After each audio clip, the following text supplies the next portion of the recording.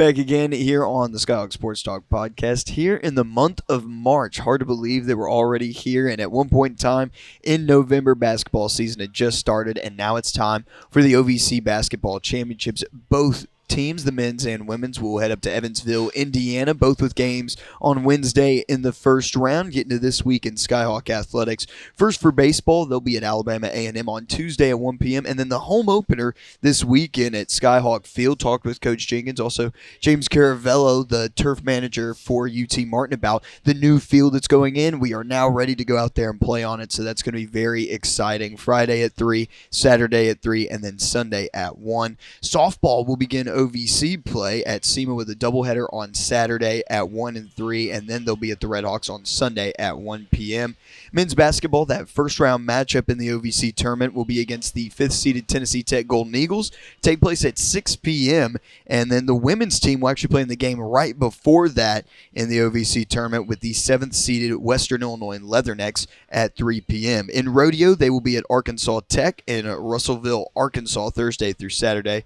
Beach volleyball in the March to May tournament in Birmingham, Alabama. A couple opponents there with North Alabama at 9:30 a.m. and Houston Christian at 4:30 p.m. Both of those on Friday.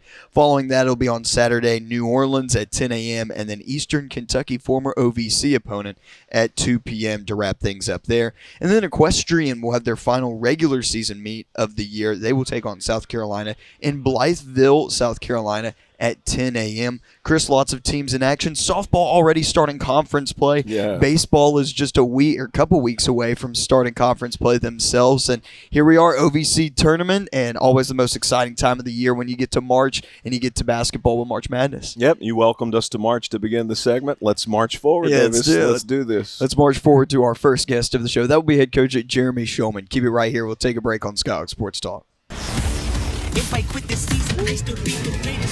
Skyhawk Sports Talk podcast is brought to you by Weekly Ford Nissan. And we're back here again, here at Zaxby's in Martin, Tennessee. Davis Gregory with Chris Brinkley, now joining us, head coach of the UT Martin men's basketball team. Jeremy Shulman as the Skyhawks in the OVC tournament for the third straight year. First year under Coach Shulman, they'll take on Tennessee Tech in the first round. Coach, regular season's in the books. Now it's time for a whole brand new season that'll begin at the Ford Center on Wednesday. Oh, it's exciting. You know, I woke up this morning excited. It's officially March Madness. Got to the office excited. Sat down in Kurt McGuffin's office and talked about it. Got even more excited. Had our OVC tournament meeting. Got even more excited.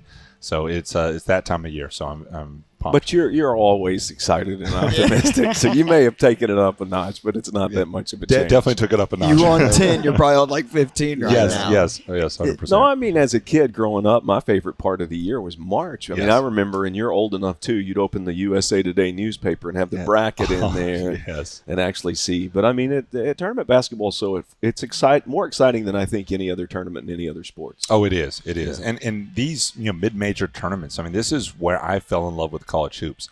I still remember just so many fond memories of this, but like I lived in California for 2 years when I was really, really young after my parents' divorce, and we had a little kind of bonus room upstairs. I had a little basketball goal on the door that I would dunk on, rip it off all the time. And this time of year, I would have, and we had a TV up there. I'd have a TV on with all these games going on for all the mid-major conferences, and watch every single one of those games. And I would try to just reenact on the little Nerf goal, not NBA games, not just Michael Jordan, but I'm trying to reenact, like mid-major, like UT Martin and OVC games, and it was just. Yeah. That's where I fell in love with the game. The WCC tournament. You were trying to beat Gonzaga and St. Mary's. Yeah, absolutely. Absolutely. I got one, and you remember this. I had a little Walkman cassette player radio, and I snuck it into school.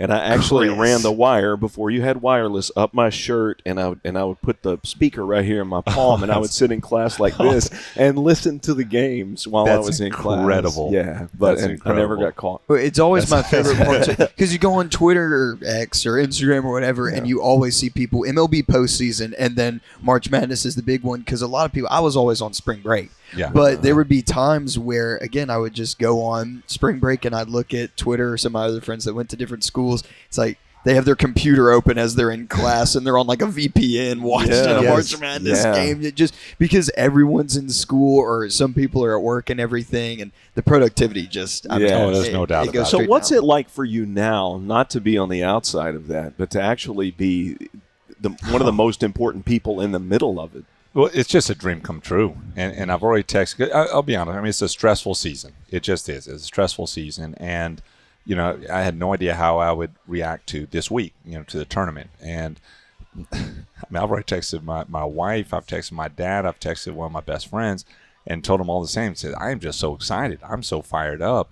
This is it's special, and to finally be at this level, right in the midst of March Madness and. Just all the excitement that's going to go into the Ford Center next week for the OVC tournament.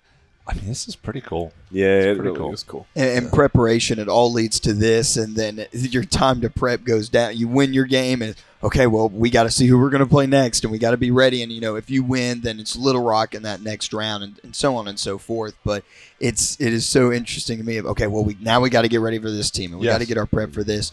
And you posted on Instagram watching film at 6 in the morning. I mean, I'm still asleep at that point in time on a Sunday. Talk about that dedication. To be like, okay, you're going to have 40 minutes. Your season is now in a 40-minute capsule from Wednesday, Thursday, Friday, Saturday. Keep winning, and it's another 40 minutes that you get in your season. Just try to describe the emotions of that, because you can get down 6, and you've coached a ton in tournament play. Yeah. You can get down by 6 and that feel like 12. Yeah. And you can get down by 8 and it feel like so much more, or so on and so forth. What is the thing with tournament basketball and then preparation for that? Because we've seen teams in the OVC, even with Austin P one year, when Coach Aiken talked about it last Monday, when they were the 8th seed and went on a run and beat UT Martin in the championship. Yeah. So tournament basketball, 40 minutes to go. How do you try to get everyone's energy, everything? And there's no question about you all have faced adversity and you battled through everything. I don't think there's a team in the tournament field that has faced as much adversity as you all have no doubt this about year. That. And I think that benefits you, though. Yeah. I do, too. I mean, 2 things, and they have to be equal parts. We have to have unbelievable belief. We just have to believe, have to be confident, have to believe. And we have to execute, because all of the belief in the world doesn't matter if you're not executing possession by possession, process-oriented. Also, all of the execution in the world won't matter if you don't actually believe, because then it's hard to actually fully execute. And so that's what we're going to preach so much this week. That's what we're going to work on this week, and enjoy it. I mean, this is, again, it's such an exciting time, not just for us, but for the players. But, we're not going to treat it any real different. We're just treating it as an extension of what we've, learned, what we've grown from. And, and then this is like the culmination of it. It's not different. It's just, let's believe more and let's execute more. Yeah. And I told our guys already, I've told my whole staff, we are planning to play 6 more games this year. We are. If it changes, whatever. But we're planning to play 6 more games. We are planning to win 4 in the OVC tournament, go to Dayton for the first 4 and win a game there, and then lose to Cooper Flag and Duke. You talk about a vision board. You got to lay it out. It is being spoken into existence. That's right. We're going to play 6 more games. That's what you have to do. That would be the greatest thing if we could go back in several weeks and play that. Yes. Yeah. Yes. I need to hold up something that shows the actual date and time so it's believable. We'd have, Kevin Harlan talk about it before the broadcast, before we play Duke. But step 1 to the process, though, Tennessee Tech in round 1 on Wednesday. Playing them, of course, everybody you're going to play is for the 3rd time this year. They got the sweep, but every single game, when both games went to overtime, how do you approach preparation for them, knowing that you were close both times to beating them, coming out on top? And it's hard. Everyone always says it. Chris has said it so many times, and you've seen it. It's hard to beat a team 3 times in 1 year, and especially in an environment like that where emotions can run high and you can start to get worried about down 4 and everything else that we've talked about. Well, they're an outstanding team, and obviously our draw by not winning the other night, we got a hard draw. I mean, Tennessee Tech's really, really good, and if when we win that, Little Rock is obviously much better than a 4 seed, and then if we win that, we play SEMA, who's the number 1 seed. And then when we win that, we get the title game. It could not be a harder draw, but why would we ask for anything else on a year like this? We are team adversity. No. So, they're an outstanding team. But we're motivated. I'm motivated. Again, we lost both in overtime. It's our time now. That's what I truly believe. It's our time now.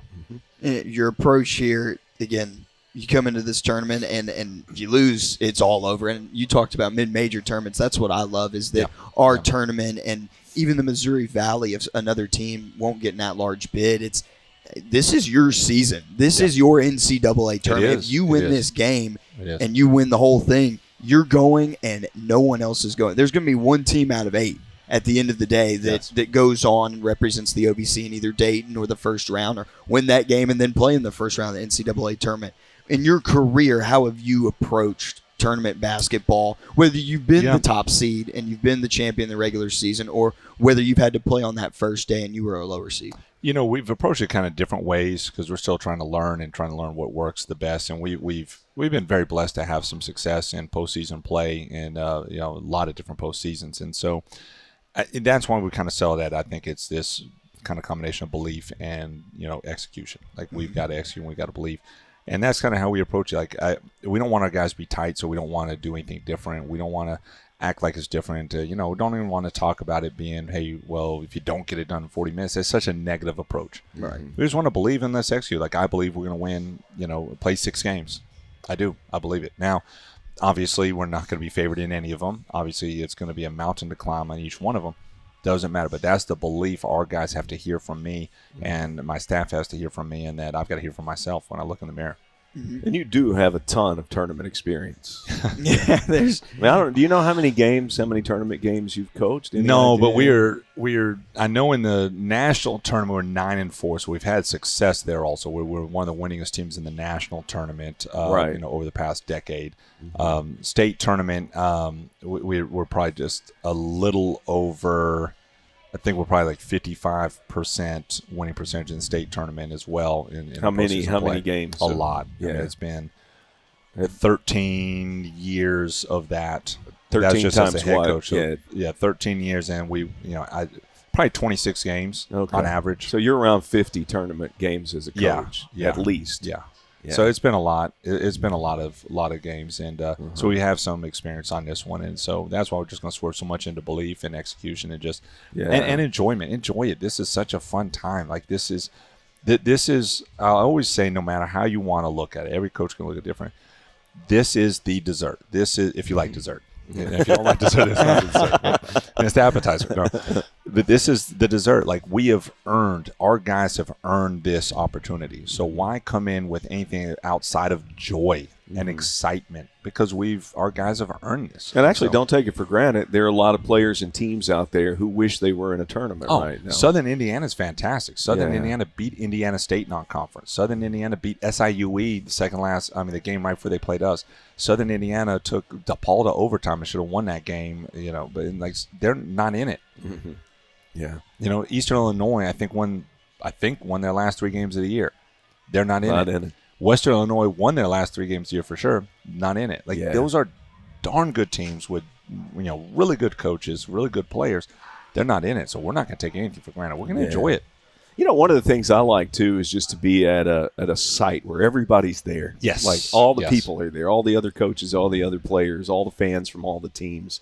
There's a community to it. There is, and that's what makes it special. And I don't know what every mid-major league does. I'm sure some do it with home court advantage, but to have it at a community site, to have it where everyone's all there, that makes it awesome. Yeah, that makes it awesome. That's the way to do it. Yeah, that's the way to do it. Scouting's more difficult because you don't have the turnaround time. Yeah. But is it easier just to sit in the stands and watch the other teams play? We've played everyone, multiple times already. This is not a conference that's an imbalanced league where you play some people once or some people never play or anything like that. But we've played everyone. So scouting at this point, we had some film sessions earlier today. I told our guys, at this point, everyone knows what we do.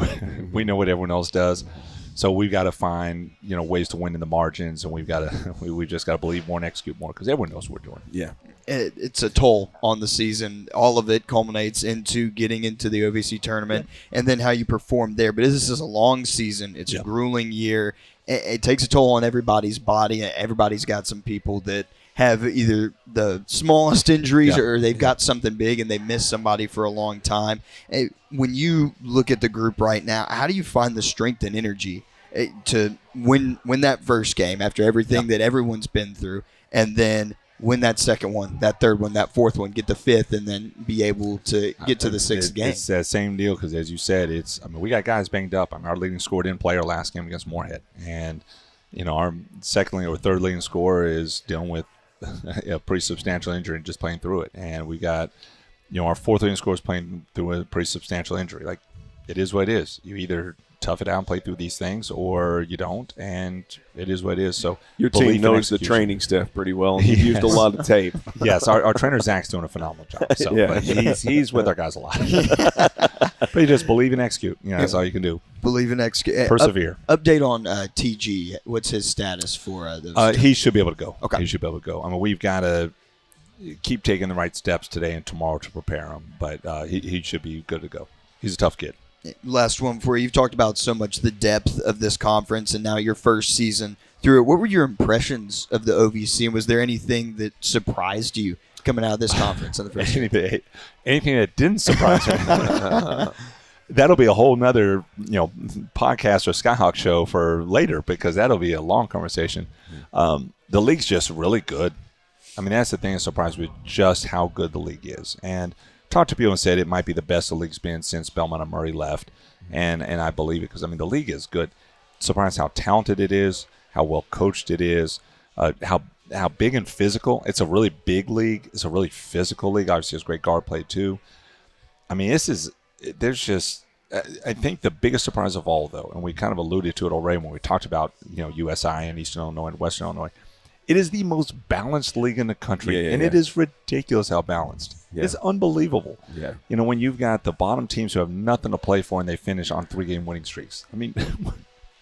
It's wild. It's almost unheard of. Yeah, I've been telling him. We've seen so many games come down to the final 30 seconds this year. Yeah. Thank you, Coach.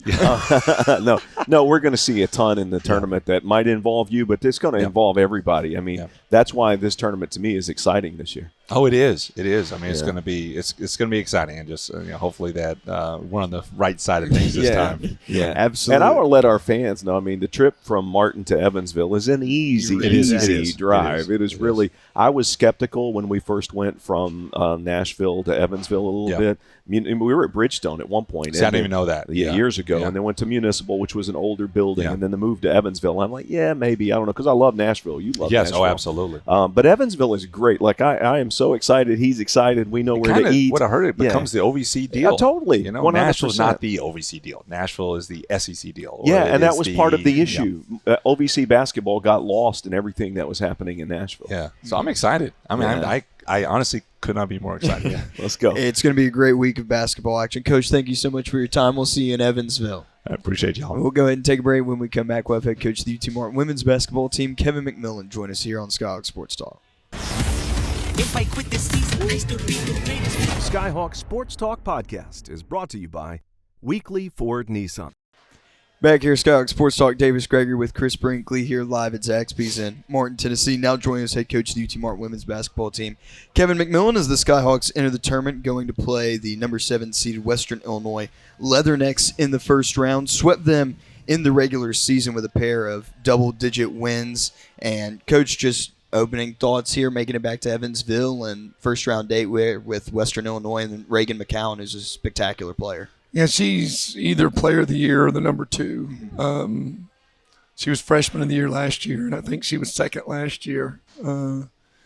She can score 40 or more on any given night. And when you get into tournament play, the teams that have those players are the ones that you're going to see moving on.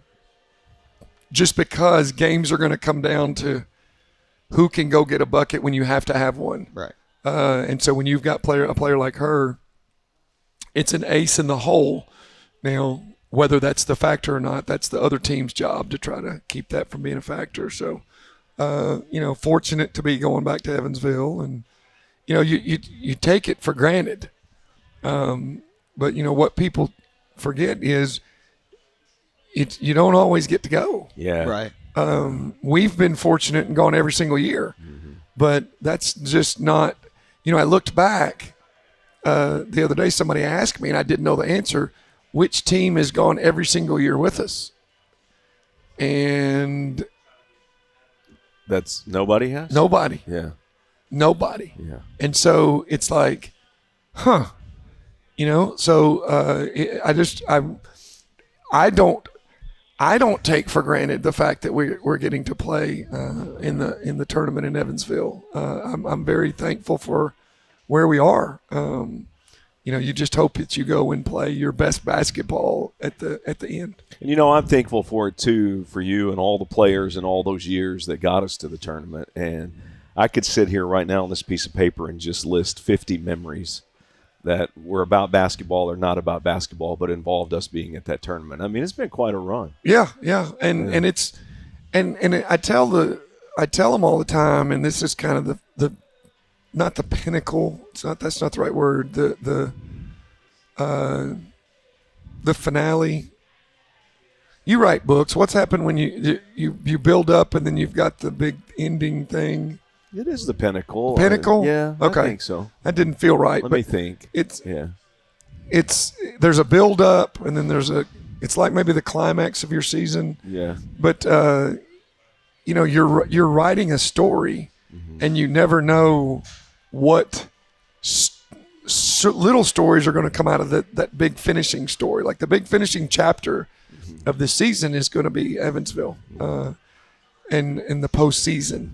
Well, in the writing world, it's the hero's journey, and you're faced with adversity, and you go up and down, and as we talked about, progress is not linear. Right. But ultimately, in that pinnacle of a movie, or in the climax of a movie, or in the turning of a movie, the hero overcomes all the adversity. Well, then here is your chance. Yeah. And you see, but every team gets the same opportunity. Absolutely. And so yeah, it's what you do with it.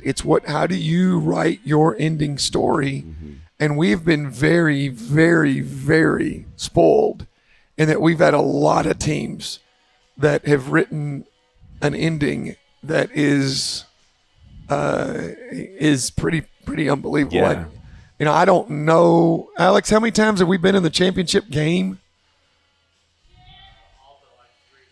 Okay, all but like 3. Yeah. So theoretically, 12 out of 15 years we've been in the championship game. Okay, that's ridiculous. Yes. Yeah. So the stories that those kids have written, and that's not me. I mean, I can't. What are the odds that a coach can get a team in there 12 out of 15 times? No, that's not. A coach can get you in there every once in a while. A coach can do the things, but ultimately, it's what those teams do themselves.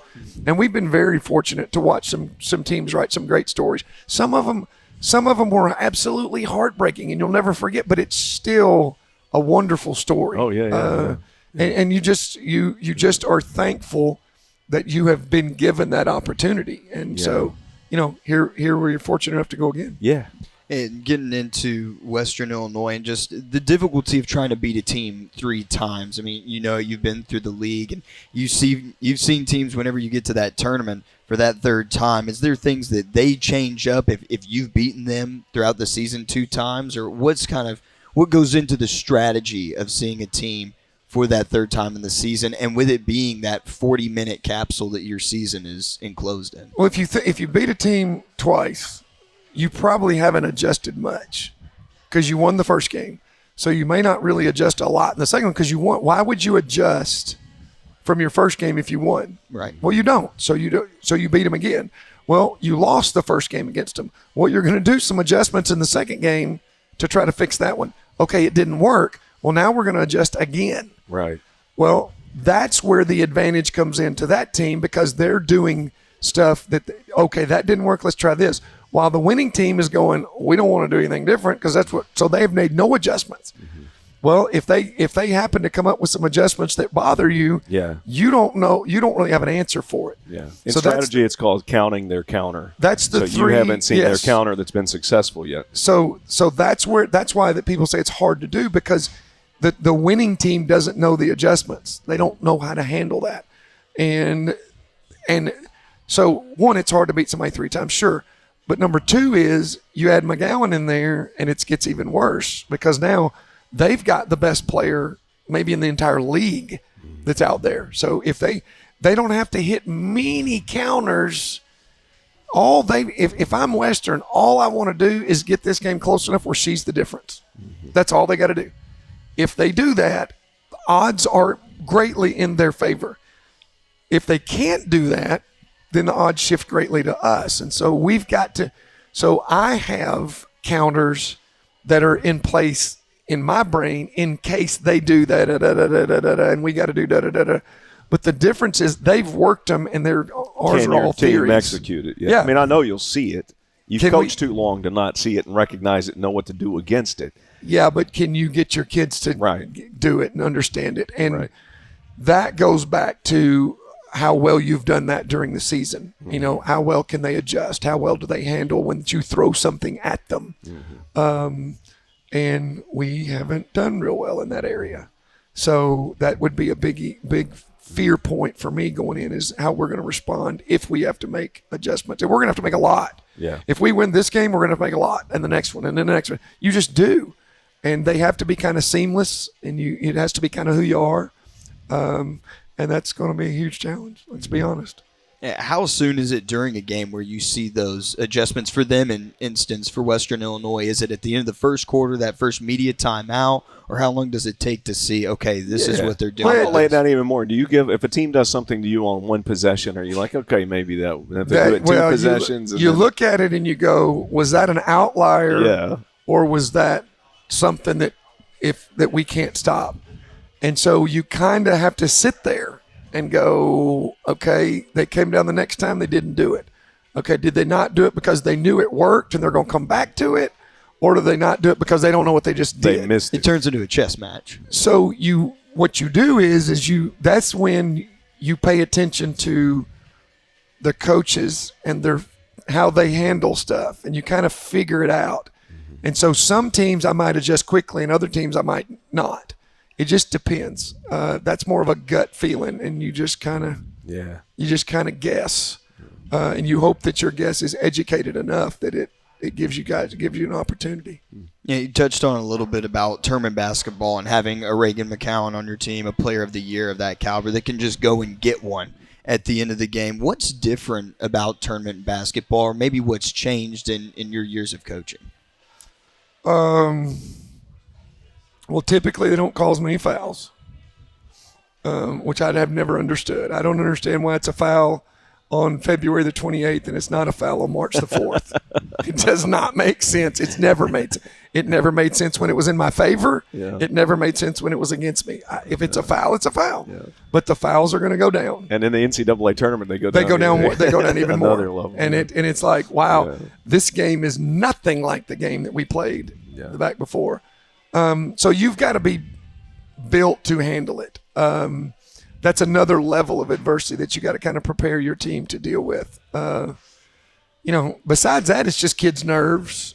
They're probably gonna do things a little out of ordinary for them. What you hope is that it's out of ordinary the way that you want it to be. I was watching the state championship game, Heather Butler's senior year, and they got down 19 points in the third quarter. And they won. I didn't realize that. So let's go back. You had coached the team the year prior. Before. Yeah. David Russell, who would become your assistant coach, was the coach that year. They were down 19 at the Murphy Center in the third quarter. And the best story about that is the score. The score was 44-25. Wow. In the third quarter with about 3 or 4 minutes left. Yeah. With 3 or 4 minutes in the fourth, okay, so an 8-minute stretch, they took the lead. Wow. So what you saw was a kid that did something way out of the ordinary, but it went the right direction. Most kids in that situation fold, even if that's not their personality. The interesting part of that story is 2 years earlier, we'd been in the region finals against Milan when they had Chantel Poston in that group that went to Purdue and all that. Yeah. And we were getting it handed to us. And with about 3 or 4 minutes to go in the third quarter, we got down 19. And we came back and won that game. Really? So she did it in the region finals, and she did it in the state finals. So in the region finals, she was a sophomore. She was a sophomore. You were the coach. Yep. But the best part of the story is the score was 44-25 at the Murphy Center. The score at the game against Milan, 44-25. Really? Exact same score. Yeah. I took a timeout. Russell took a timeout. He told Butler she had to take over. I told Butler she had to take over. She takes over the games, they win. Yeah. That's the tournament best player scenario that you hope that you have in your corner. Yeah. I believe that what she did her sophomore year in high school led to what Heather and Jasmine were able to do in college. Absolutely. Because you came from behind and won games in overtime, Absolutely. won games you shouldn't have won, had 24-hour less turnarounds where you were not well, and you still won games. And it's what Coach Shulman was talking about a moment ago. You believed because she had done it before. Sure. And then you executed. Yeah. I mean, your guys is to make that a sensational story. Yeah. That's what your job is. It's really not. It's really boring. Y'all got a tough job. Because all it is I ain't quitting. Yeah. I ain't quitting. Yeah. Now, then what I do after that is the big story. But the base level of it is, okay, no, I'm not quitting. No, I refuse to let this be the end of this or the way that I'm going to say. No, I'm not doing that. There's nothing spectacular about that. Yeah. It's just you have that in you and it comes out. Yeah. But also we all have fear sometimes cripples you. Yeah. And if you let it cripple you, then I can tell you that then the opposite is going to happen. Absolutely. And that wasn't sensational. It just was you let your fear overcome you. Yeah. But see, that's not necessarily bad either. It is in that moment. But what happens if that fear cripples you and you learn from it and you never do it again? Right. Well, then it was necessary. Yeah. So that's why you don't look at things in this little bitty vacuum because that's not how the life works and the world works. I would trade every one of my kids succumbing to their fears and us being pathetic if the rest of their lives they took it and never did it again. Yeah. Versus, okay, they all turned it up and were Heather Butlers and we won, and then the rest of their life though they still have fears that they haven't overcome. It's more about the long run and the impact that you can use in sports that'll help you in your whole life. Definitely. And so that's why we've got all these great stories. But there's always stories beyond those. There always are.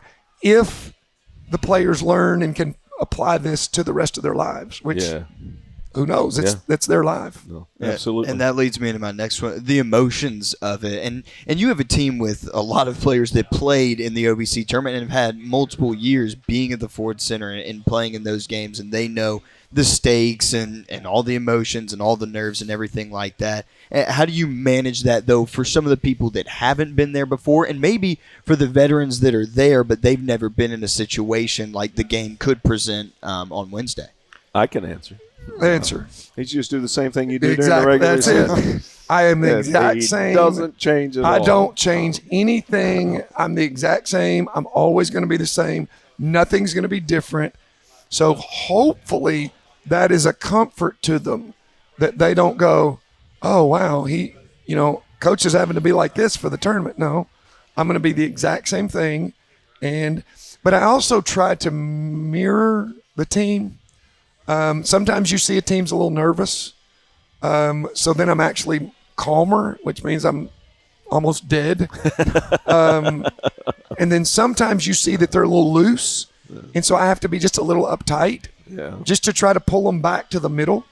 But that typically in tournaments, you don't see that very often. Not very often. Yeah.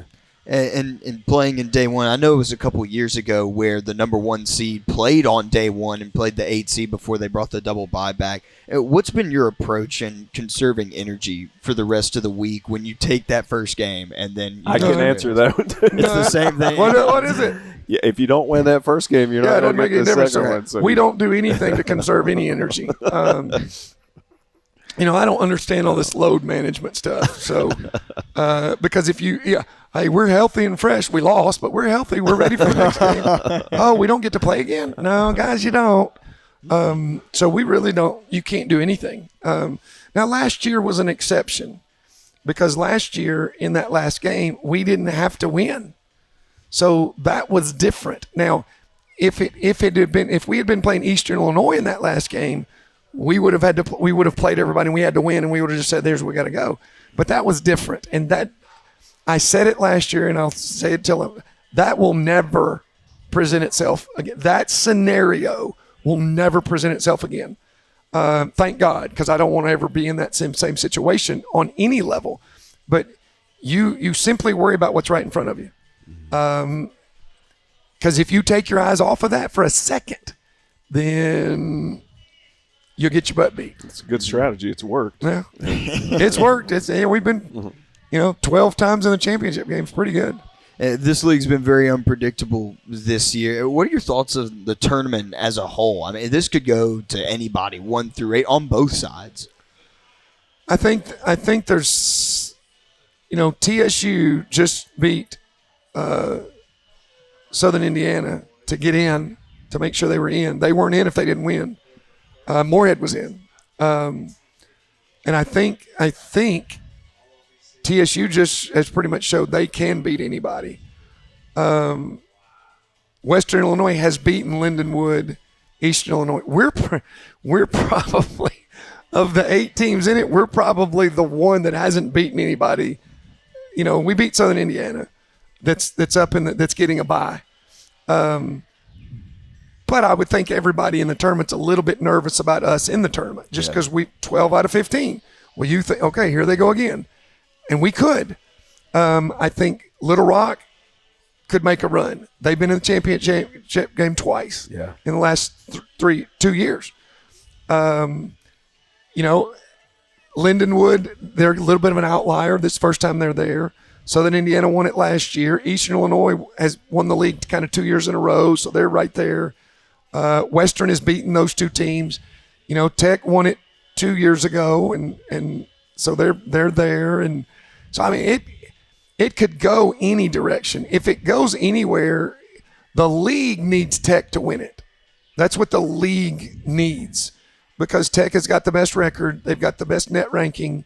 It would be the best team for our league to go in to the NCAA tournament this year. Lindenwood's close, but they can't go. Mm-hmm. So that they're kind of out.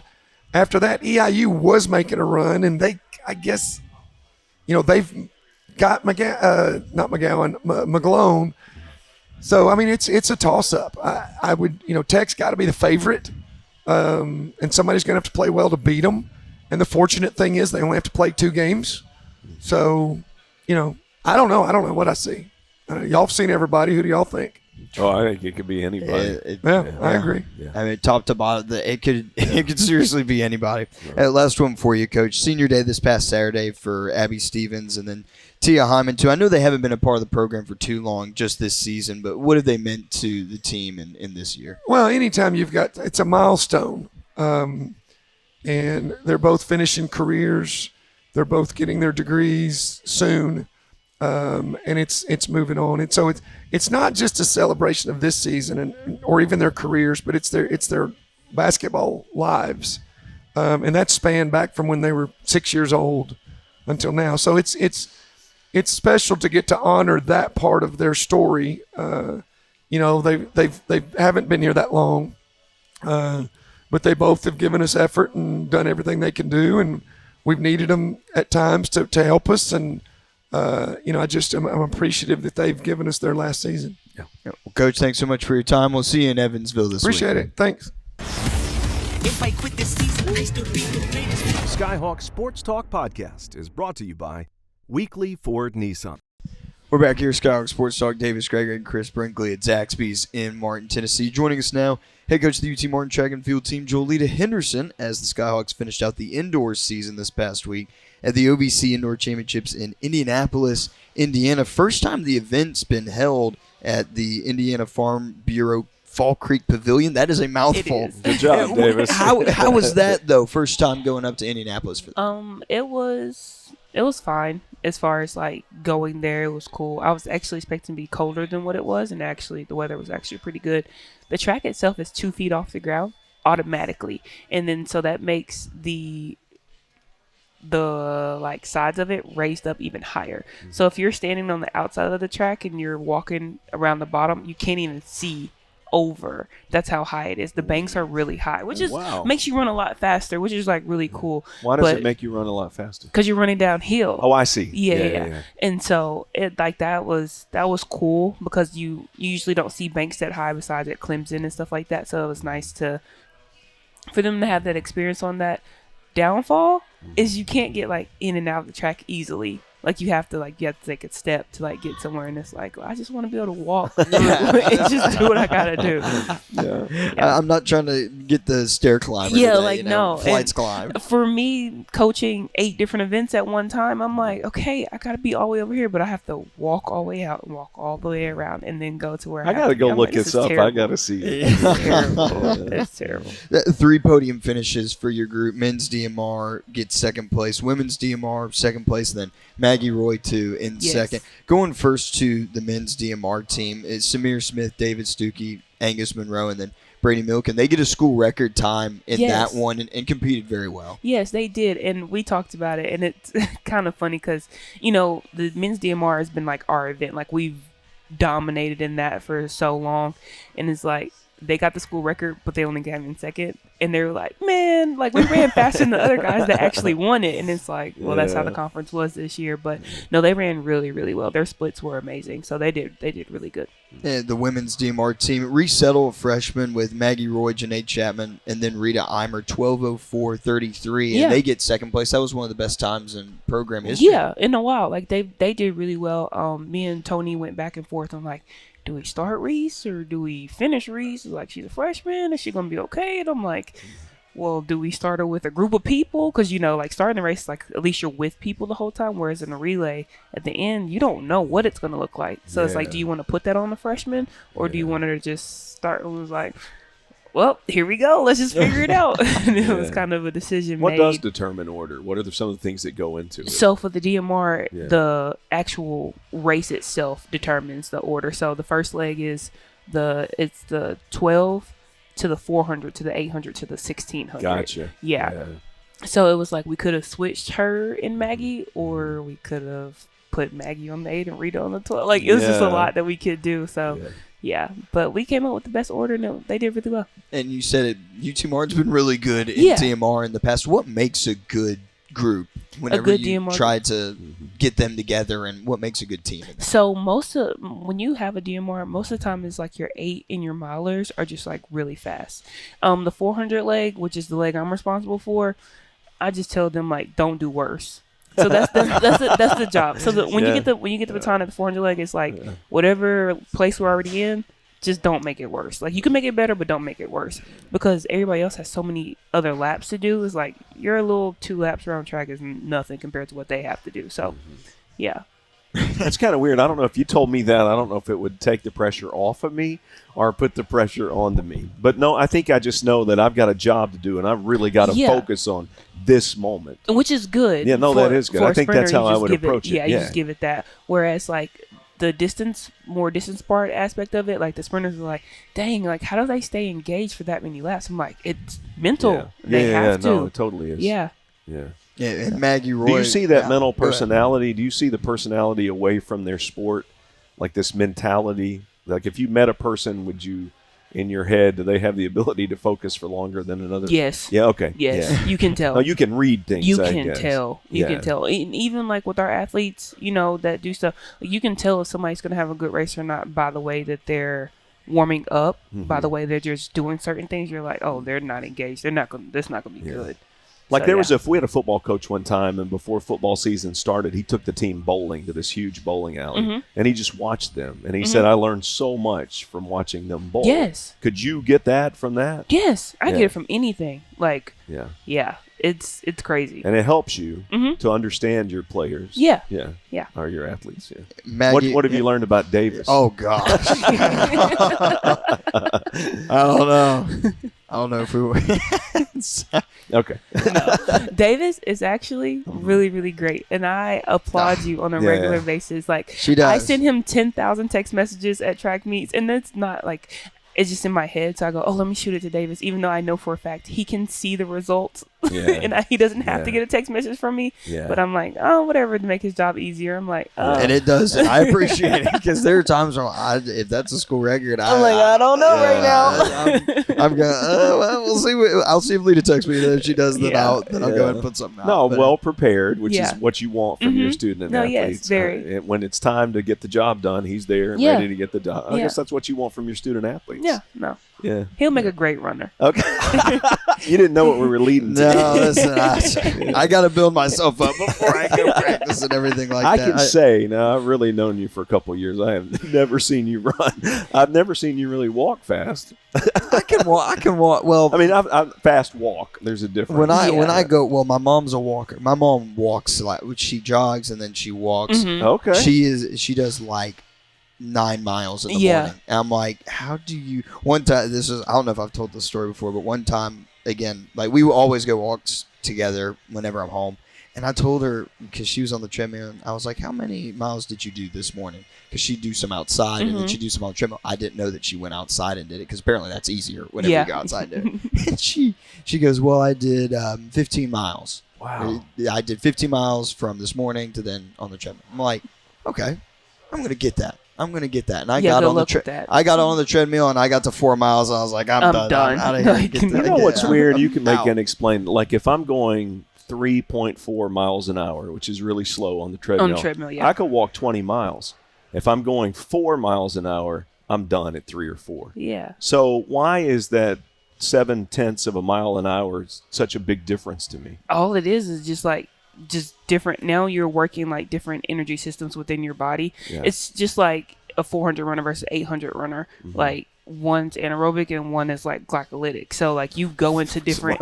Yeah, it's so scientific. Yeah, no. You go into different energy systems, and it's just like going just that little bit faster can make Yeah. so much more of a difference. So what would I get more out of? Walking 4 miles an hour less time, or walking 20 miles at 3.4 miles? It actually can add up. So your intensity, which is like how fast you go, versus your volume of how much you do. So if you go really slow for a really long time, that's fine. It can add up to if you go really fast for a short amount of time. But it's not, the slow method is not time efficient because I don't. It takes a long time for me to walk 20 miles. Yeah, but you still got 20 miles but in. but I could get the same. Well, I see what you're saying, though. Yeah, maybe I should just stick at 4 miles, and gradually, I guess I'll get more stamina, and my body will physically change the way it deals Yeah. with the stress. Yeah. Yeah, Okay. but you have to be able to push yourself. What? That's the thing. That's the thing. Like some people forget that. It's like, well, Yeah. I know I can do this. Well, Yeah. if you've been doing this for this amount of time, you probably can go a little bit. But you're faster. right. I don't push myself, and I'm really not focused on walking. I'm watching something on my iPad. I'm watching a TV show. Yeah. So I'm focused on that, and really don't want to walk so fast that I'm taken out of that show that I'm watching. See? So I'm way in my comfort What's the goal zone. here? Is it the show or is it? the All right, walk? Coach. Yeah, Chris is calling out. We're doing a podcast. I was just having a real conversation here. No, it's fine. Go ahead, David. So Maggie, a part of that DMR team, and then finishes second in the mile, PR of 5 minutes in a That mile. girl. I can't even imagine doing a 5-minute mile, even on my best day. Talk about her performance there, and just, I mean, she got 2 podium finishes for your team. That we've been waiting on Maggie to just like break out. Like we know that she's this really good runner, but she doesn't always know she's a really good runner. So like a lot of outside factors are always on her mind. Like she's a nursing major, kudos to her. So like she's always like, well, I got this. And we go, hey, we're gonna run right now. Let's just run and be in that moment, and then we'll worry about everything else when we get done. So I think she really was just like in the moment in those races, and she did really, really well. She got done racing her mile. She was like, I'm mad I didn't break 5 minutes. I'm like, girl, okay. You ran a mile in 5 minutes. Yeah, I'm like, girl, it's okay. You can do it outdoors. It's fine. And now getting ready, school records. So Chadwick Stewart on the first day, 680 in the 60 meter. And then Janae Chapman breaks a 27-year-old school record in the 200 meter, Yes. 24:98. That Yes. was very impressive. It's the track. No, I'm just playing. No, she's actually that was her last meet. She's done. She doesn't have any outdoor eligibility, which is like a little sad and stuff. But like, I've been telling her, you can run 24 indoor, Coach, I'm like, I don't know. I'm like, Janae, come on. Like, I train you to be able to do this. I know you can do it. I know you can do it. Before she raced, she was like, I just don't know how to feel. I'm like, just go run. Just go be an athlete. Just go be an athlete. Do your thing, and just like the result will come. And it came. Too bad our whole conference is freaking fast because she didn't make finals. But hey, she did really well. How rewarding is it for you to see the potential in someone that they don't see in themselves, and then it I love actually it. comes to fruition? I love it because I just sit back. I don't put that like I told you so. Like I don't do that. I just and I sit don't back think you and would I just ever wait. give anybody false hope either. Yeah, I don't see no. that in you at all. No. So I meet them where they're at. Yeah. That's how I coach. I meet them where they're at. If they're like, oh, I think I can only do this, I'm like, yeah, yep, that's exactly what you can do. When I'm sitting there, I'm like, whatever. There's so much more in there. I'm going to get it out. That's I'm why going to we figure it believe out. in you, Davis. Oh, thank you. I appreciate it. That's why I'm going to break. I'm not going to say 7-minute mile. We're going to make it happen for you. 15-minute mile. You can walk in segments. In segments. Well, no, I just admitted that I walk 3.4 miles an hour some days. That's not even a 15-minute mile. That's is it? fine. Yeah, that's sad. Progression over Four perfection. is what? 4 would be a It's 15-minute a 15-minute mile, yeah. But I really wanted to time out so I can get my Netflix show in, because if I Chris, I think you're gonna have to drop. You're gonna have to drop the Netflix Yeah, show. Is what it my is. You focus got to is drop all it. You got to focus in. Yeah. Just go up one more. Just one. Okay. Yeah. So like 1 week I'll go 3.5, and then the next week 3.6 miles per hour. Do 3.5 2 weeks in a row. Okay, 2 weeks. So then you can judge yourself from the last week to the We're week gonna Okay. follow and just up. see. Yeah. We're gonna follow Yeah. up. See where you're Yeah. at, Chris. I'm gonna be a speedster by next season. Chris is gonna walk into the show and oh my Yeah, goodness. like one of those episodes of Bluey, like really short. That's what I'm gonna be doing my miles he's to. he's the Flash. Look out. I would be watching TikTok videos. Whoa! I just went a mile. There's another mile. Yeah. This human bullet. That's what That's you're gonna right. be. A I speeding don't think bullet. so. You're getting ready for outdoor season. I know that begins in a week, so still some time there. Like But it was what? and we were talking about at the start that softball's starting conference already. Yes. Baseball is starting next week in conference. Like this is crazy. Like, how are we already here? Yeah. How are we here? March Madness, like Yeah. basketball's about to start. Yes. Conference. I'm like, what? It has gone way too fast, and that week will be here before we know it. So, what are some of the steps in getting ready for outdoor and the transition and things that you want your athletes to get ready for before that meet? Well, what's crazy is that since they pushed back track an extra 2 weeks, so indoor nationals isn't until the 14th of March, which is late. Usually it's the week before. So we have 2 weeks before our first meet, and I'm just trying to get everybody back healthy. Yeah. Like that's literally all I'm trying to do, and it's like, well, it's gonna be a long season anyway. Our conference championship isn't until May the 14th, 15th, 16th.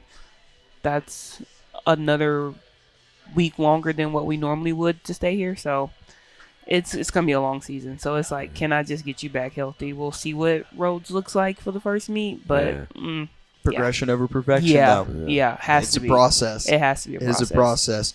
And what is harder though about the outdoor season, or maybe is it easier than the indoor season in terms of getting somebody ready for that? Outdoor is easier because you have indoor. Okay. If that makes sense. Yeah. So you can build off of indoor for your outdoor. Whereas indoor, we're building off of summer, and let's be honest, these kids don't do what they need to do all the time. Yeah. Like, you hope they do, but you're just wishing on a prayer, honestly. So you just kind of be like, okay, try to speed this up. Try to make you a little bit faster. Whereas outdoor, even beyond physically, mentally, they're Yes. more prepared, right? Yes, yes. Because they're like, oh, like when a sprinter comes in, they're like, oh, well, you know, we don't have to compete until December or January. Like, I got time. You really don't have time. Like, it takes the body a good amount of time before we're in, like, fit track shape. Yeah. So. And then amazing, the body is amazing in that you can go backwards quickly. You can regress. Yes. Quickly. Yes. Like, I mean, just after a couple days, right? Mm-hmm. Yeah. So it's, yeah. That's why I got to be walking Yeah. faster on my treadmill. We're gonna follow up with Chris on the next episode about his walking. We're gonna check your Apple Watch and Okay. see how many steps you've got. Oh, I get my steps in. I just Yeah. don't go real fast. No, hey, progression over That's perfection. right. Come That's on right. out. Come on That's out. Well, right. Coach, thanks so much for your time and good luck there in the Rhodes Invitational here in a couple weeks. Thank you. We'll go ahead and take a break. Keep it right here on Skyhawk Sports Talk. If I quit this season, I still be the greatest. Skyhawk Sports Talk Podcast is brought to you by Weekly Ford Nissan. And we're back here, Skyhawk Sports Talk. Davis Gregory and Chris Brinkley now joining us from the UT Martin Rodeo team as Rodeo starts their season back up here in the spring. It's Shae Clever, senior on the Skyhawk Rodeo team from Sandwich, Illinois. Yes. So is there any play on that? Like, do y'all have a good sandwich spot, or Not is it? that I really know of. I honestly didn't grow up there. My mom moved there after I moved to college, so Okay.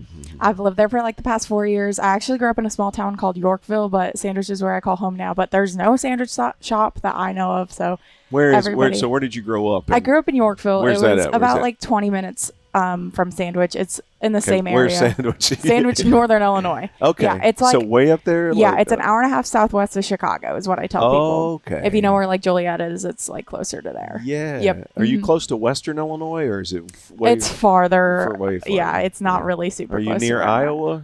Kind of like 2 Okay. hours. Okay. Kind of flown out there in the middle of nowhere. So Lots of how'd you find cornfields. UT Martin? So I knew that I wanted to rodeo in college. It was one of my goals in high school. It's I really love it. I think I'll do it for the rest of my life. I was blessed enough to get to do I've competed in rodeos forever since I was like in elementary school. Like it's been part of my life for a really long time. So I knew it was something I wanted to do in college, and a lot of people from Illinois have come down to Martin in the past in rodeo. The program has a phenomenal reputation. So it's honestly the team that drew me to the school.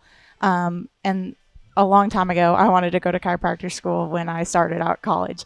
So they also had a pre-chiro program. They had a great rodeo team here, and it's kind of what drew me. Not a lot of schools have a pre-chiropractic program that's specific, so that was something that got me excited. That's not the path I'm on anymore, but I'm still really grateful I ended up here. I love the school. I love the team. It's a great place. Awesome. Well, what's the path now? What did you change? I'm to? an ag business major. Okay. I was pretty serious about chiro school, did it for 2 years. I really did not like the classes. It was something that kind of surprised me. I talked to a lot of my mentors, a lot of people who I had worked with in the past, both like in the chiropractic field, in the ag field, and everything in between. And they were all like, if you're not 100%, don't do it. So I switched over to ag business. It's a little bit of a wider major. I have a couple of different directions I can go. It's a huge field. There's lots of different jobs and stuff I can do. So I'm excited. I'm sure the chiro knowledge is going to help you. Yeah, for sure. And it's still something I believe in for myself and for my horse too. It's helped. Oh, for the horses Yes, too, for yes, animals. yeah. So I've heard of animal chiropractors. Yeah. Tell us about that field. All right. So that's actually what I wanted to go to school for. And in order to be a animal chiropractor, you either have to be a human chiropractor or go to vet school. And I did not want to go to vet school. Not something I was interested in. So I decided to go the human chiro route at the time. And it's really like you go through and you get your human certification, and then you can do it. Some schools do it like at the same time. Sometimes you go back for like another year and learn how to do the large animals and the equine and everything like that. How do you do? Yeah. So, I've one of my best friends is a chiropractor, so I know a little bit about it. Right.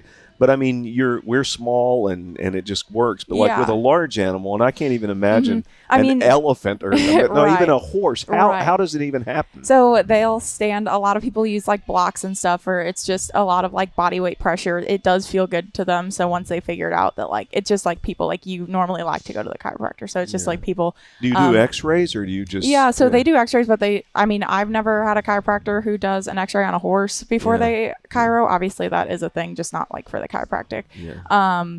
But all the chiropractors that I've ever used for a horse don't do X-rays. So what part of it is it? Legs, spine, everything? It's their pole, their back, their spine, their hips, like whatever's out. Like it's just like a person. That is so fascinating. Yeah, it's crazy. What about dogs and cats? I'm not as familiar with that. The lady I worked under a lot in high school and even at the beginning of my college, she did do dogs and cats. She did like pigs and cows too, like all the livestock, like the show stock. Yeah. So I have some experience with like watching the pigs, working on the pigs a lot, the cattle, and then like also the horses. It's crazy how that all works. So it's the most interesting 2 minutes of our lives. Oh my gosh. And I know I'm not going to school for it anymore, but it's something that like has helped my horses in the past and has helped me in the past. So I kind of like can nerd out about it a little bit. Yeah, so but no, I mean, it helps. I like, think your mental state, your respiratory, it's all connected. For sure. Absolutely. Yeah. Wow. Okay, I've got one. Is it different for a rodeo horse and an equestrian horse? No, it's the same. Okay, it's the same procedures. Same procedures. Like they might have different things out, or like their back and their hips. Or I really How feel would like you even know your horse had a problem? Like, what's a subtle it thing? can show. Like I mean, just like people, like they might limp or they might like hurt to move. You know, you get to know your horse pretty well, and you know they're normal and how when they feel good, and you can tell when they're, hey, something's not quite right here. Hey, something feels off. Like. And that's kind of a telltale sign. A lot of people just do it like routinely every 6 weeks. Some people will just do it like, whenever they go to the vet, or like some people are like, hey, like my horse doesn't feel good, I'm going to take it to the chiropractor. So it's kind of just different for everybody. But most large animals, the vet comes to you instead of no. Okay. No, that would be so nice, but no, that's not the case. No, so we all have trailers like on the team. We're super fortunate. Most of us have like horse trailers that we put our horses in, and you know we take them to the vet, we take them to the shoer, we take them to the dentist. Like there's all different kinds of things. Dentist. Some vets and dentists and everything will come to you, but most of the time you got to drive to them. So how do you brush a horse's teeth? So it's not really brushing, it's more like grinding down the tips. So they have like kind of like a big like grinder thing they go in with, and they make sure teeth aren't like poking them, or make sure like because their teeth like are always growing, so food can get stuck in there and everything. So they just shave everything down, make sure nothing's infected, nothing needs to be pulled, everything like that. Yeah. Wow. It's crazy. Does the horse enjoy it, or no? They have to be sedated most of the time. For the teeth. Yeah, I was about to say, that probably doesn't feel too. No, I watch those animal and it doesn't shows, hurt them, but it's just like a little bit invasive. No, they always do that to right. zoo animals. Like I watch those shows on Saturday morning where they have a lion and they're taking care of I've the never teeth. seen anything like that. No, yeah. That's your thing. You can brush a lion's teeth. No, I watch it. I'm going to go put a horse's hip back in place and pop it in. Well, it's amazing. But, I mean, teeth health is heart health. I mean, like, it's so important to the rest of the body, Oh, too. absolutely. Well, and especially for horses, like, if their teeth are bothering them, most of the time, like, when you're riding or when you're competing, they have, like, a bit in their mouth. Like, it's a metal piece of equipment that goes in their mouth. And, like, if their mouth is hurting them, their teeth, they don't want you pulling on that, like, if it's hurting.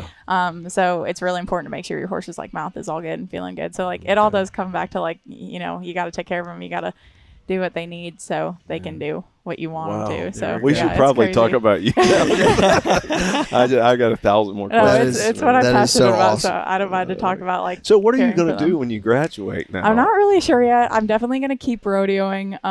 It's something like I obviously on the rodeo team we own all of our horses, so I have one horse I'll leave with her. And I'll keep rodeoing. I want to go either south or west. I haven't really figured out where yet. I've been applying to lots of jobs in Texas, Arizona, New Mexico. I haven't figured out exactly what I'm doing yet, but lots of like ranch management jobs, just stuff in that. I'm really interested in marketing, communications. I love the ag field, so I definitely want to work. It would be awesome if I got to work in the rodeo industry one day and like the communication side of that. But I'm still just kind of figuring it out, going.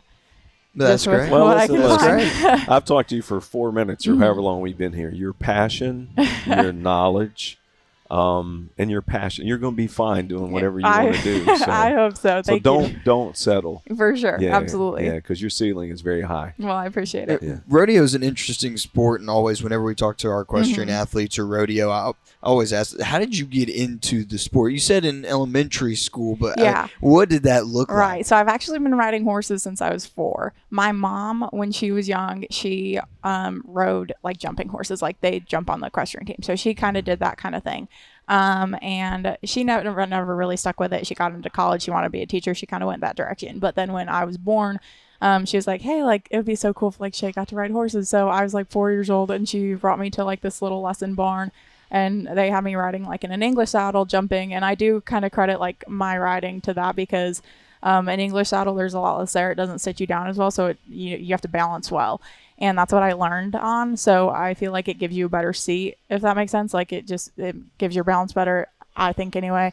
It helps you sit down a little better. So, and I know I was really young, but that is like my base. That's when I learned. So I do credit it to that. But I had friends, I did that for like a year or two, and I had friends at the time, which like, I was like literally 6 years old, but like my friends were junior rodeoing, and they were like our really close family friends, and I had kind of seen that they were getting to do the junior rodeo stuff, and I was like, oh, I'd really like to do that. And my mom's like, okay, well, she took me to a junior rodeo with them one day, and they put me on this little stubborn pony and let me trot through the barrel pattern. And from then on, I was hooked. A couple of years later, I got my own horse and then started like officially rodeoing. I was in 3rd grade. It was when I started. Wow. So, yeah. And it all started with a stubborn pony. You're right, exactly. And I never stopped for some reason. I loved it. So here I am. Just enjoying Spider-Man coloring pages when I was in 3rd grade. It's like, oh my gosh. Yeah, it's I crazy. couldn't- And I I'm couldn't- super blessed that like my mom has always been really supportive of me Right. doing this, and like that she even like let me get to do that when I was in 3rd grade. And like, she knew and she had knowledge. She did. It was very helpful. Like, she didn't really have like rodeo knowledge, but she had horse knowledge, which is really important. And I mean, I was like traveling at the time. I'm from Illinois, so we were traveling the state of Illinois like a ton every year for these little junior rodeos, and we were just going all over the place. It was awesome. Yeah. Hey, you've been in the sport so a long time, 3rd grade to now as a senior in college. What has the sport taught you since that Oh my moment when you gosh. were 3rd grade to now? Maybe it's just one specific No, thing, for but what sure. are some I things? mean, there's so many things that I've like. I feel like it's really made me into the person I am today. And you hear a lot of people talk about like that when they're like in sports. You know, it's made them like it's taught them the character that they are or whatever. But rodeo really teaches you like to treat other people with respect and kindly. It teaches you how to interact with people. I really think like so many people are not even shy, but just like not confident in talking to people, or like they don't know, like even like a formal interview and stuff like that, like they struggle with. And I feel like rodeo has really taught me like how to speak to people and how to handle myself in situations like that. But it's also taught me to be honest. You know, integrity is so important. It's taught me that. It's a different kind of sport. The people who are in it, it's hard to explain when you're not in it. It's but a community. It is a And the community. sportsmanship. Like I see Absolutely. people rooting for each other and Yes. when they're against And at the end each of the other. day, like I think it's really cool about rodeo because we are a team, but it's an individual sport. You know, I mean, there's team roping, yes, but like most people compete individually. And your points are individual, and then like the top point owners get points for our team. So really, like at the end of the day, you're competing for yourself. The way I look at it, the only person I'm trying to be better than is the person I was yesterday. So I want all my friends to do good. It's not something that I'm always like, oh, I really want to do better than like so and so. It's like, no, like I want to do better than myself, and I want all my friends to also do better than themselves, and I want us all to succeed. Yeah. So it's a community. It's a different kind of sport, but it really teaches you to just be like a genuinely good person, I think. And I'm really blessed to have grown up in like a community like that. That's That is, awesome. that is sure. great. That is great. A barrel racer on the team. Yes. What makes a good barrel racer? Tell us about that.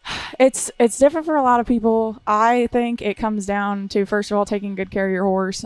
We kind of talked about that with the chiropractor and something. Obviously, it's something I'm really passionate about. To me, it's really important to have your horse feeling good.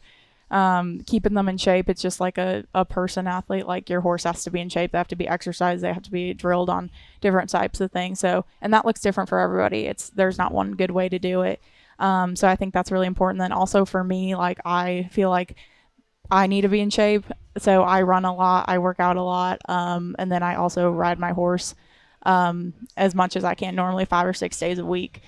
This past winter, she had a couple things where I couldn't ride her super a lot, so I had to kind of take a step back. I was still lifting, I was still running, but coming back this spring, like I can definitely tell that I haven't been able to ride as much as I can. And people are like, oh, like riding horses isn't hard or whatever, but like getting back on after having 3 months off, I'm like, no, like I can tell I'm out of shape. Even when I have been like running and working out and everything, I can still be like, it's not the same as It's when I've been different, riding. yeah. You know, consistently. So to me, that's what's important for me, and that's what's important for my horse. But it does look different for everybody, you know. Well, It's maybe not you just- should be a coach. But I know you like marketing and administrative. No, part of I've it, thought right? about it. I Yeah. thought about it a lot. I love teaching. When I was in high school, I actually taught riding lessons. So Okay. I do. I love stuff like that. I love to teach. I love to share my knowledge with people. It's something I'm definitely passionate Dave, about. you want to for learn sure. how to ride a horse? Yes, I do, Yeah, there you go. actually. First of all, you got to run and lift weights. Okay. Well, you So don't you're have already to- doing that. That's not for yeah, everybody, It's over. but- Yeah, there it is. I'm done. Nope, we're not doing it. I Yeah. can barely fill up my exercise ring on a daily basis, so we're not going to do it. What is the name of your horse? That Her just- name's Bling. So Bling? yeah, so she has a registered name. Her registered name is Chicks Like Corona, so kind of funny. But her barn name is just Bling. I feel like it's kind of basic. Like I feel like a lot of barrel horses are named Bling. Like it's kind of popular. But It is popular. So what are some of the popular names? oh, I don't know. Like I feel like Bling is definitely one of them. Like Wow. I've seen a lot of horses named Bling, like Cash or like like a lot of it goes back to like their bloodline. So there's a really good barrel horse dash for Cash, and I feel like you always see barrel horses like that are bred by him, and they're all named Cash. Like I feel so like we don't have any like Steves and Toms. I mean, and there's some out there. There's some funny names out there for sure, but I feel like a lot of the it. white thrown in there, just anything. Yeah, I mean, there's some crazy names too. Like I've seen some funny ones, but the craziest I've seen is in horse racing. Do you watch it at all or pay any attention? I don't watch it a ton, but there are some funny ones in there. I've definitely seen, but yeah. They're all over the place. Yeah, I like some Bling wild though. ones. Bling's a winner. Yeah, We're gonna have to see some of the most popular. That's gonna be the first thing I look There up you once we get go. off there. Is most popular horse names. That's what we funny. got. I'd say Cash is pretty far up there. Cash it I've is. learned so much in this interview. This has been great. Well, Shae, thank you so much for Yeah. your time. I know it's a busy schedule. Thanks so much for joining us. Of course, I don't mind at all. It was great. Thank you. We'll go ahead and take a break. Keep it right here on Skyhawk Sports Talk. If I quit this season, I still be the greatest. Skyhawk Sports Talk Podcast is brought to you by Weekly Ford Nissan. That'll do it for yet another episode of Skyhawk Sports Talk. OVC basketball tournaments this week. Rodeo, softball, baseball. Track and field going to get started up again here in a couple weeks in outdoor. Chris, fun show. We talked about a chiropractics for horses. Yeah. We talked about a tournament basketball, the feel for that. Both teams trying to go for four wins in 4 days. And it's going to be a very, very fun week in UT Martin Athletics. Yep. Go to ovcsports.com, utmsports.com. Follow the Skyhawks on all the social media outlets. And we will sign on myself, Davis Gregory. Chris Brinkley, thank you so much for tuning in. For all of our guests today, a big thank you. And we say God bless from Zaxby's in Martin, Tennessee. If I quit this season, I still be the greatest. Skyhawk Sports Talk Podcast is brought to you by Weekly Ford Nissan.